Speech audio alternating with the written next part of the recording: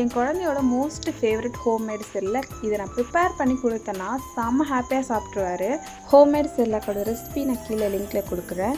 நான் செய்கிற மாதிரி அப்படியே ப்ரிப்பேர் பண்ணால் செம்ம டேஸ்ட்டாக இருக்கும். நானே 4-5 ஸ்பூன் டேஸ்ட் பார்க்குறேன்னு சாப்பிட்ருவேன். எப்படி பண்ணுறதுன்னு பார்க்கலாமா? நடைமுறைகள் பாவனை மாற்றி வைத்தாய், நான் பேசிட வார்த்தைகள் நீ கொடுத்தாய். நீ காதலா இல்லை